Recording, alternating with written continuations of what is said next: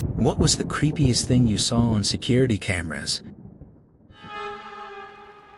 This didn't happen to me as a professional job, but back when my partner and I were living in South Africa, we had to install a serious high-end security camera system all around our property. The environment over there forces you to keep your guard up 24/7. We had a dedicated CCTV monitor set up right next to our bed. It was wired so we could easily check all 4 camera feeds the second we heard a weird noise, without ever having to step foot out of bed and risk our lives in the dark. One night, a strange low sound woke us up. I reached over and flipped the monitor on, scanning the grids. Everything looked completely quiet. The yard was still. I was exhausted and ready to just roll over and go back to sleep. But my partner stayed frozen, staring at the glowing screen. She had this intense gut feeling that something was deeply wrong with one of the feeds. Her eyes were locked onto the channel covering the side perimeter. "Does this camera look like it is pointing in a slightly different direction to you?" she asked, her voice dropping to a whisper. "No, babe. It looks exactly the same as always," I muttered, trying to shrug it off. I closed my eyes and pulled the blanket up. I just wanted to believe we were safe. She absolutely wasn't convinced. That heavy intuition kept nagging at her, so she started pulling up the local storage logs and scrubbing through the last hour of raw recordings. Sure enough, the recorded footage proved her instincts were terrifyingly right. The video showed a dark silhouette prowling around the side of our house. He was moving with total confidence. Then he walked right up to the lens, reached up, and slowly adjusted the camera frame to hide his entry path. But the part that completely paralyzed us? The camera caught his face directly underneath his tight balaclava before he moved it. The way his eyes stared right through the lens was pure evil. It wasn't a normal robber. My partner immediately called it a murder mask, and she was right. It was the kind of creepy shit that makes you realize someone isn't there to steal your TV. They are there for you. Thankfully, we never saw him again. I don't know if he realized we had moved the camera back to its original angle, making him suspect he'd been caught, or if something else made him change whatever plans he had for our home, or worse, postpone them. It still keeps me up at night. A few years ago, I was working as an IT support technician for a massive industrial processing plant. The entire facility was basically a giant warehouse, completely filled with heavy machinery moving around at high speeds. One of the main vehicles on the floor was a giant front-end loader. This absolute monster of a machine would constantly scoop up raw material from the ground, lift it up, and dump it into a massive processing hopper. To keep the pedestrian walkways separated from the heavy traffic zones, management had placed these huge, solid concrete barriers along the sides of the floor. They looked completely immovable. But one afternoon, a catastrophic accident occurred. 2 employees were walking shoulder to shoulder through the designated plant lane, just doing their jobs. At that exact moment, the operator of the front-end loader drove by.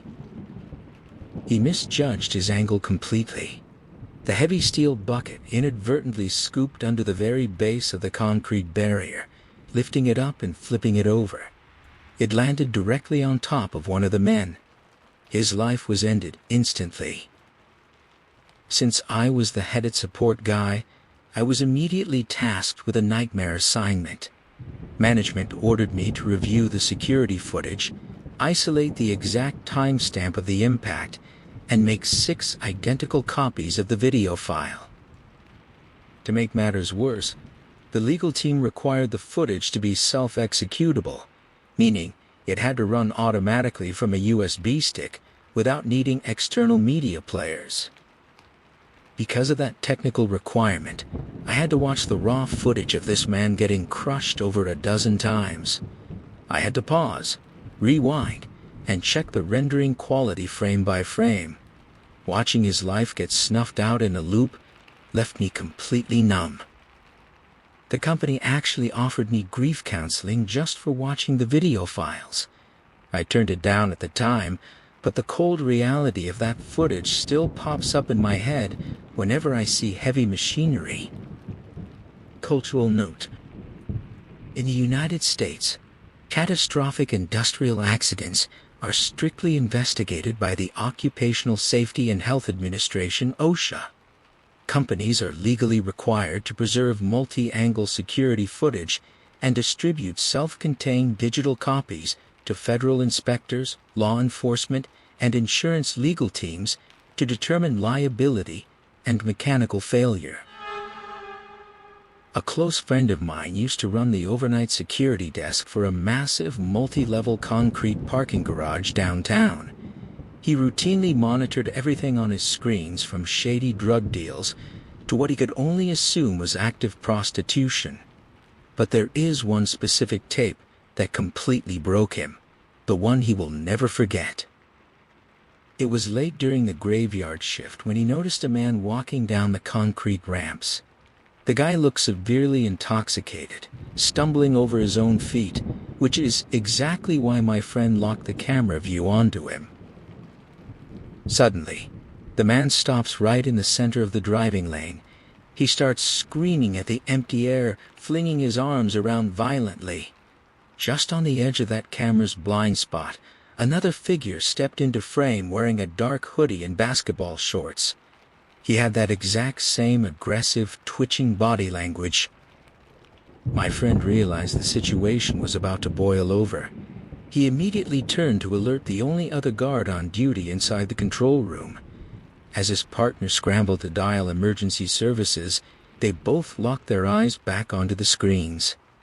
Everything escalated in a matter of seconds.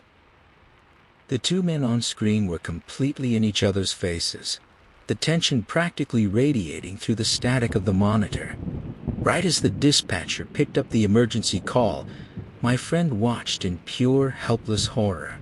He witnessed in real time as the hooded figure lunged at the other man with a sharp object, striking him in the abdomen multiple times with terrifying speed before turning around and sprinting into the dark. The next 5 minutes of that archive tape were pure, unadulterated trauma to witness. The man who had been severely injured collapsed, but then he somehow forced himself up. He began crawling desperately toward the concrete stairwell, leaving a thick, dark trail smeared across the floor behind him. He ended up losing his life right there on the cold concrete. My friend was told by management that he was strictly ordered to stay at his post, but it destroys him to this day. How can anyone just sit behind a screen, watch a human life fade away, and do absolutely nothing? Cultural note. In the United States, corporate security guards and surveillance operators are strictly bound by observe and report protocols. Under standard liability insurance mandates, uncertified security personnel are legally prohibited from leaving their posts to physically intervene in active violent crimes, as doing so can compromise the secure facility, invalidate corporate insurance, and expose the employee to lethal retaliation. I am a correctional officer working the graveyard shift at a high-security county jail. My entire night revolves around two things: staring at old surveillance monitors and performing routine physical cell checks. It was around 0300 in the morning, the deadest hour of the shift, when some sudden movement on the CCTV grid caught my eye. The heavy silence of the pod was instantly broken. I looked up at the main monitor and saw a massive, broad-shouldered guy walking through the central corridor. He was moving with an intense, terrifying purpose, looking like he was on an absolute mission. My mind started racing at 1,000,000 miles per hour. The only physical way into that specific cell block is through the intake booking room, which is located right next to my office. I was 100% sure nobody had walked past my desk. cold sweat broke out across my neck. Did I accidentally leave a maximum security cell door unlocked? Was a violent inmate actively loose in the facility? Our camera system is completely outdated, and management keeps the main halls pitch black at night to save utility costs. Because of the grainy, low-res night vision feed, I couldn't make out any facial features on the guy. I could only watch in absolute dread as this large silhouette slowly scoped out all the other sleeping inmates, checking the bars as he made his way through the block. As I am trying to process the security breach and dial for backup, the shadow suddenly stops dead in its tracks. It changes direction, turns around, and starts making a straight beeline directly toward my office door. With zero time to weaponize or wait for the tactical response team, I jumped out of my chair, ran over to the heavy steel door, and braced my body to fight for my life. I stood there in the dark for what felt like an absolute eternity, waiting for this ghost to bust my door open. The adrenaline rush was completely blinding. My heart was hammering against my ribs. But nobody ever showed up. The hallway outside remained dead silent. I carefully glanced back over my shoulder at the monitor station, and the hallway was completely empty. The intruder had just vanished into the ether.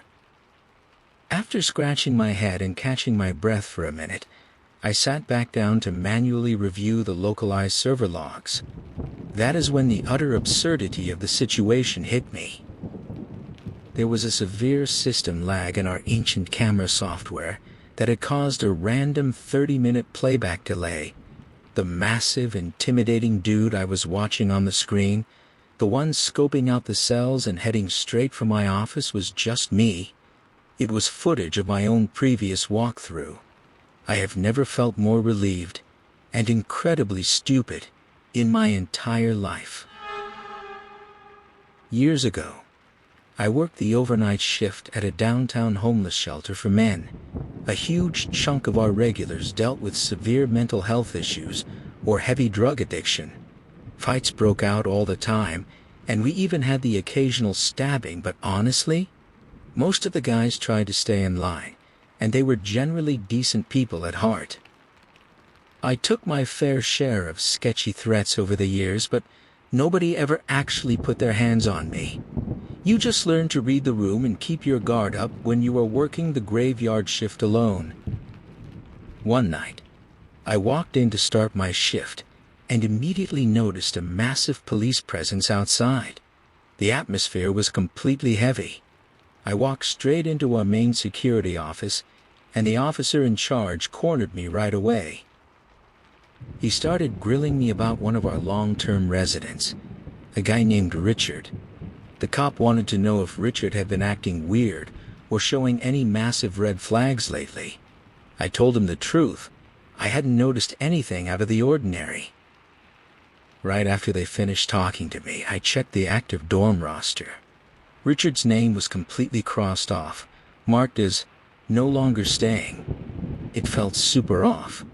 The guy had been living there for months, and people don't just vanish into thin air without a word. The police eventually left the office, but they kept their cards close to their chest. They didn't tell me a single damn thing, except that they urgently needed the raw security footage from 2 specific cameras from the previous night. I hadn't worked that night, and the guy who was supposed to cover the desk pulled a total no-show. It was just a mess. Aside from our manager, who was currently away on a holiday, we were the only 2 employees trained on how to pull the system logs and burn the footage to a DVD. So I locked the office door, pulled up the security archive, and started scrolling through the timestamps. What I found on those monitors left me completely paralyzed. I felt a wave of physical sickness hit my stomach. The footage from the first camera on the second-floor smoking deck showed Richard. He was just standing there. He finished his cigarette calmly, walked over to the edge, and climbed up onto the high railing. Then, in an instant, he went over the edge, falling directly onto the solid cement courtyard below. The first camera captured the terrifying fall itself, but the second camera on the ground level was a nightmare. It was pure, raw horror. The impact on the concrete was devastating, and the momentum rolled his body over in the worst way possible. He ended up flat on his back, staring directly into the camera lens as his life slipped away. My hands were shaking violently. I forced myself to burn the files onto the disk as fast as I could, handed it over, and ran straight to the bathroom to throw up. Management gave me the following day off. But that was it. No counseling, no mental health support, absolutely nothing. I still see his face whenever I close my eyes. He was a genuinely good dude, but nobody ever knew how dark things had really gotten for him. Cultural note. In many high-stress security and social service environments across the United States, frontline overnight workers often face severe secondary traumatic stress. Due to tight operating budgets, many shelters lack immediate psychological debriefing protocols or employee assistance programs (EAP) after critical incidents, leaving staff to process severe on-the-job trauma entirely on their own. Like what you see? Subscribe to the Reddit Oracle for more. This happened while I was working security for a popular supermarket chain over in the UK. I walked into the security office to start my shift one afternoon and noticed a post-it note left on my desk. The manager wanted me to isolate a specific incident from the car park cameras from the previous night and burn it onto a disk for the local police. Usually, when you get a request like that, it means a routine shoplifter got aggressive or someone backed into another car and drove off. I figured it would be an easy, boring task to start my day. I was completely wrong. It was nothing that pleasant. The night security guard from the previous shift had noticed a couple walking through the aisles. They weren't stealing anything, but their body language felt incredibly tense and unnatural. It was enough of a red flag that he decided to lock one of our main interior CCTV domes onto them, tracking them manually as they moved through the store. On screen, nothing explicit happens at first. They pay for their groceries like normal citizens, but if you watch the guy closely, you can see his physical posture shifting. His jaw is tight, his movements are sharp, and he's becoming visibly more and more aggravated with every passing second.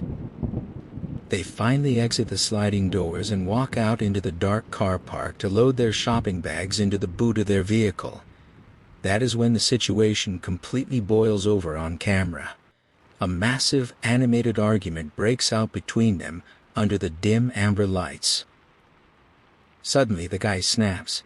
He turns around, violently kicks an empty steel trolley across the asphalt, and then turns back to swing full force, smacking her straight in the face out of absolutely nowhere. The impact was brutal. You can see her body recoil violently from the sheer physical pain of the blow. More shouting takes place on the silent footage, but then, the most unsettling thing happens. Instead of running away or screaming for help, she just stands there. She completely submits, walks over, and dutifully takes her seat in the passenger side, as if this nightmare was just another Tuesday. Because our night guard had officially logged it as an active assault, the police needed the file immediately. During the process of burning the footage, I had to watch that exact frame where his fist connects with her face over and over again to check the timestamps.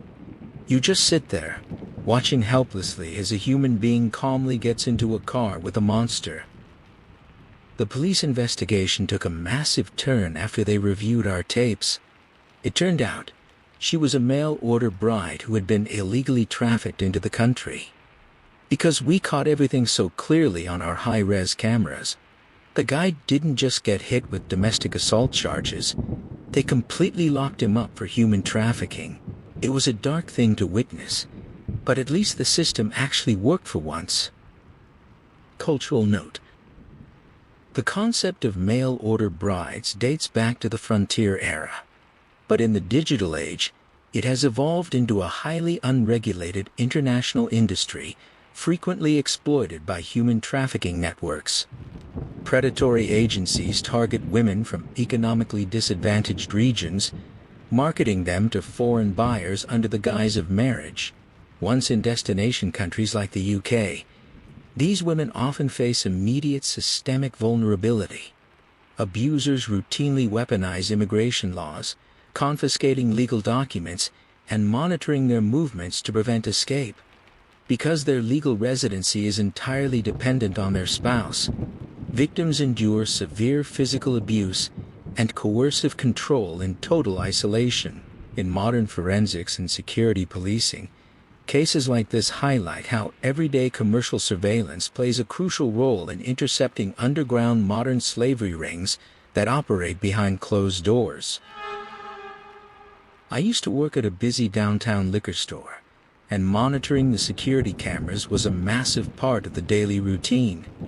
You see a lot of weird, desperate behavior on those screens, but one specific afternoon archive tape completely burned itself into my brain. It involved a guy who was a well-known local regular in our area. The dude never took care of himself. He looked completely worn out, haggard, and physically drained. But on this particular day, he didn't even look drunk. He was just standing at the counter. He was in the middle of counting out his loose change to pay for his items. Suddenly, his entire body goes rigid. His head snaps violently straight up into the air, staring blankly at the ceiling like he was looking to the heavens above. A split second later, he completely loses all muscle control and crashes full force onto the hard linoleum floor. It was terrifying to watch on the monitor. His head missed the sharp edge of a heavy wooden wine display rack by a mere inch or two. He immediately started violently seizing on the ground, flailing his arms and legs around in total distress. All the coins he had been meticulously counting scattered loudly across the floor tiles. The screen showed total chaos in the storefront. One of my co-workers quickly ran to the desk phone and dialed 911, screaming for help. Eventually, the paramedics arrived with a gurney, stabilized the regular, and rushed him straight to the local hospital. He survived, but he had to spend a couple of days in the intensive care unit. But the most unsettling, creepy part of the entire footage wasn't even a medical emergency itself. It was the sheer icy cold indifference of the general public. While this man was actively seizing out on the floor, he was blocking the glass cooler where we stocked the 40-ounce beer bottles. Another customer walked into the frame. You can see this impatient guy staring down at the medical crisis, literally tilting his head back and forth, casually looking for a physical way around the convulsing body just to grab his alcohol. Without a single hint of hesitation, this customer gingerly steps right over the seizing man's torso. He calmly opens the heavy glass cooler door, reaches inside to grab his old English 40, closes the door, and casually walks up to the register to pay. Watching that level of cold human apathy on camera felt completely dystopian. Cultural note: in urban sociology and forensic psychology, this incident provides a textbook example of the bystander effect combined with compassion fatigue. In high-density retail environments, specifically those distributing controlled substances, patrons routinely demonstrate a profound desensitization to acute physical trauma. Surveillance footage like this is frequently utilized in behavioral analytics to map how acute subcultural dependency or immediate self-interest can entirely override human survival empathy, reducing a fatal medical crisis to a mere logistical inconvenience for the average consumer. A while back, I was working as an IT support technician for a major charity group. We provided specialized housing and social support for homeless individuals across the city. A massive percentage of our residents also struggled with severe undocumented mental health issues. Because of that environment, We had a pretty high volume of what you could call interesting events happening across our properties. But since I was just the IT guy sitting behind a desk, I usually avoided experiencing any of that madness firsthand. That streak of luck ended on a cold Monday morning. I walked into the office, booted up my workstation, and immediately noticed an email flagged as high priority sitting at the top of my inbox. The ticket stated, there had been a critical incident in the central stairwell of one of our high-occupancy buildings on Sunday night. The management team needed me to access the network DVR, isolate the exact CCTV footage, and burn it onto a physical DVD for the local authorities. This was honestly a fairly routine request for me. The administration never included the specific details of the incident in the email tickets to protect privacy, so I just opened the software, located the camera pool, and started scrubbing through the timeline. I was fast-forwarding through the grainy night vision feed when the screen suddenly froze my blood.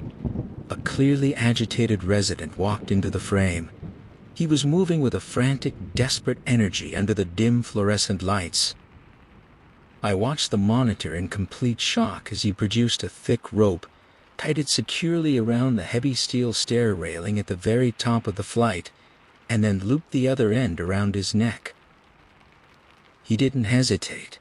He didn't even stop to think about it. He just stood at the edge for a split second, looked down over the rail, and then casually tipped his entire body weight forward into the empty air. The sudden drop flipped his body completely upside down on camera. The line snapped taut, and he just dangled there, twitching and spasming in the dark for far too long before his movements finally stopped altogether. My stomach completely turned over. I had to manually watch the entire sequence run at normal speed to ensure the timestamp rendering was seamless for the police report. So yeah, that was a fun way to start a Monday morning. Cultural note. In the United States and the United Kingdom, personnel working within social services and corporate security environments are frequently exposed to secondary traumatic stress because digital evidence must be legally verified and formatted into self-contained media for law enforcement. Tech workers often witness raw, unedited critical incidents without receiving the same psychological debriefing protocols typically provided to frontline emergency responders. I used to work loss prevention for a well-known big-box retail store. One afternoon, a chaotic situation exploded near the front lanes. A woman was arrested on the spot for extreme public indecency. Because the police needed a full timeline for their report, management tasked me with auditing our entire CCTV archive. I had to follow her tracks backwards from the exact moment of her arrest. It was a trip, to say the least. The security footage from our exterior parking lot domes showed her arriving at the store. She was swerving violently across the lanes, nearly hitting several parked cars before slamming into a spot. She staggered out of the vehicle and entered the main doors with two young children. Both of them were visibly mentally handicapped. What followed on the monitors was physically painful to watch. That lady literally dragged those poor kids around the store. If they didn't keep up or obey her every command, she would immediately turn around, slap them, and violently tug at their ears and shirt collars. At some point during her erratic shopping, she just completely abandoned them in the clothing section. She walked alone through a set of double doors leading into a restricted employee corridor. I am assuming she thought it was a private bathroom. She proceeded to pull down her pants and defecated all over the floor right in front of the emergency fire exit door. She simply pulled her pants back up, fixed her shirt, and walked back onto the retail floor like absolutely nothing had happened. Luckily, an associate witnessed the aftermath in the corridor, followed her out, and immediately flagged down an on-duty police officer who happened to be in the store at that exact moment. He approached her instantly and handcuffed her. The woman was clearly heavily intoxicated and high on substances. She was completely out of it. But as I kept reviewing the tape, the realization of what was happening on screen turned into pure, cold horror. During the entire arrest process, she did not mention those two kids a single time. She completely forgot they even existed. It wasn't until I rewound the tape to check on the clothing department that we located them. They were just still standing there by the shopping cart, completely oblivious to the arrest, shivering and too afraid to move an inch. Child Protective Services was called to the scene immediately to take custody of them. I still think about those kids all the time. It completely breaks my heart to think about the absolute nightmare they must still be going through. Cultural note: in large American retail chains, loss prevention LP officers routinely assist local law enforcement by generating comprehensive backward-tracking video timelines. Under federal and state child welfare laws, if a suspect is arrested while accompanied by minors, failure by the guardian to report the existence or location of those children can result in immediate felony charges for child endangerment and abandonment, triggering emergency intervention by Child Protective Services (CPS). I once had a temporary contract reviewing hidden surveillance footage inside a massive commercial food processing facility. The company manufactured pasta on an industrial scale, and management was in an absolute panic. They were constantly finding dangerous foreign objects like sharp shards of glass, heavy industrial screws, industrial staples, and random metallic debris deeply embedded inside the raw product. The whole premise of my job felt incredibly unsettling on its own. Thankfully, the factory's heavy-duty metal detectors and quality control fail-safes caught every single contaminated batch before it ever managed to leave the loading docks. The automated sorting lines would suddenly shut down with piercing alarms. Technicians would inspect the massive hoppers only to find ridiculous, hazardous debris that had absolutely no mechanical business being there. There was zero doubt. Someone was intentionally putting it there. It was a truly terrifying thought. Imagine the public fallout if any of those contaminated boxes had reached supermarket shelves. You are exhausted after a long day. You casually throw some pasta shells into a boiling pot, and you end up serving a rusty nail to your young kids. To catch the culprit, corporate security installed a web of hidden pinhole cameras directly above the main mixing vats and packaging stations. They recorded 24/7. Then, they hired me to sit in a dark room and scroll through hundreds of hours of raw tape on high speed. My primary instruction was to look for the exact timestamps when the machine alarms triggered and track every single human movement around the conveyor belts. Since I was staring at these people entirely unedited, I witnessed a ton of notable behavior on those tapes. Some of it was harmless and funny, some of it was borderline cruel bullying between coworkers, and some of it was just plain terrible work ethic. Eventually, after days of meticulous cross-referencing, I spotted the pattern and caught the exact employee responsible for the sabotage. But that wasn't the thing that completely ruined my mental state.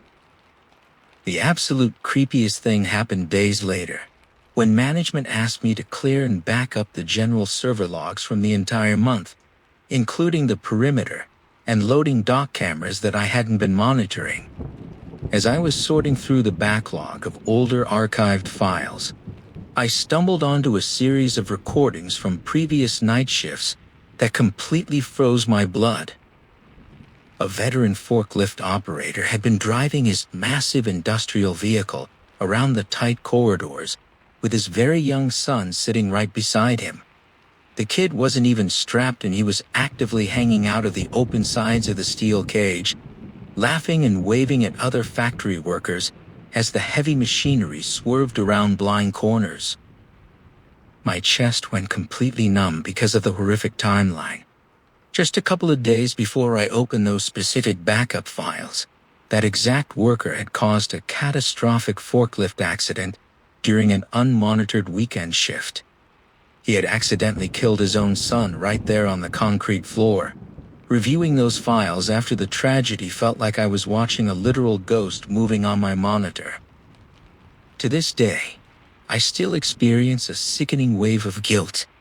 I keep wishing I hadn't been so hyper-focused only on the mixing vat cameras. If I had taken just 1 hour to audit the loading zone logs a week earlier, I would have flagged that massive safety violation immediately. Management would have fired or disciplined him on the spot, and maybe, just maybe, that little boy would still be alive today. Cultural note. In industrial risk management and occupational safety, the failure to report repetitive unsafe behavior is analyzed through Heinrich's triangle theory. This safety model demonstrates that for every single fatal workplace accident, there are statistically at least 300 unrecorded minor incidents or dangerous behaviors that were normalized or ignored by staff. If you like these stories, make sure to subscribe to the Reddit Oracle.